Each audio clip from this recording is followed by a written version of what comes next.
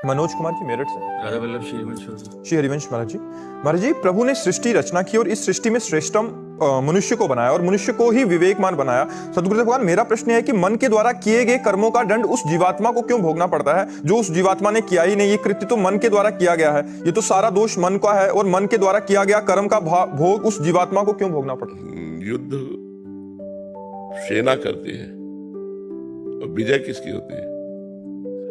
राजा की होती है ना। सेना को मुकुट नहीं पहनाया जाता, राजा की जय बोली जाती है। अच्छा, हार सेना की हुई तो बंदी कौन बनाया जाता है? राजा। तो आत्मा राजा है और उसकी सेना है मन और इंद्रियां। ये अगर माया से हार जाती है तो बंदी बना दिया जाएगा।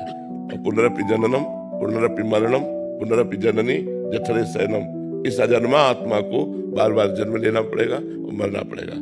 अगर इसने अपनी सेना को अधीन कर लिया और सेना ने माया पर विजय प्राप्त कर ली, बात सेना की है। इंद्रियां और मन यदि परमात्माकार हो गए तो आत्मा मुक्त हो गए। इंद्रियां और मन विषयाकार हो गए तो आत्मा बंधन को प्राप्त हो गई। समझ रहे हो ना?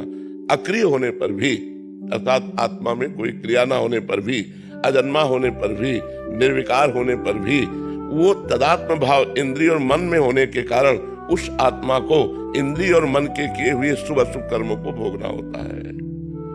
अगर वो इन इंद्रिय और मन पर विजय प्राप्त कर ले, इंद्रियों को अपने अधीन कर ले, मन को अपने अधीन कर ले, तो वही आत्मा निर्विकार है, ऐसा बोध हो जाएगा। निर्विकार थी, निर्विकार है, निर्विकार रहेगा।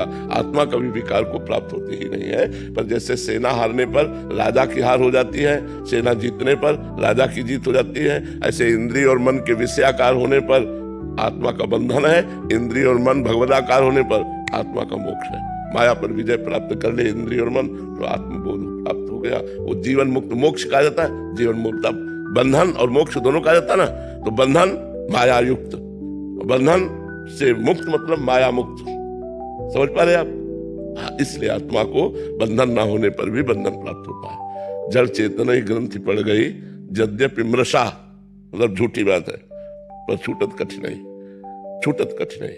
यही छूटत कठिनाई, ये भ्रम नष्ट हो जाए, काम खत्म हो गया। भ्रम है हमें कि खाने में सुख है, देखने में सुख है, सूंघने में सुख है, और मैं सूंघ रहा हूं, मैं देख रहा हूं, मैं भोग रहा हूं। तो अहंकार विमूढ़ आत्मा करता हम मन्यते, बार बार जन्म मरण को प्राप्त होता है। यद्यपि निर्विकार है, अजन्मा है, फिर भी अजन्मा होते हुए अज्ञान के कारण, इंद्रिय मन विषयाकार होने के कारण उसको बंधन प्राप्त होता है। निर्विषय होने पर नहीं स्वात्मा रामम विषय मृग तृष्णाम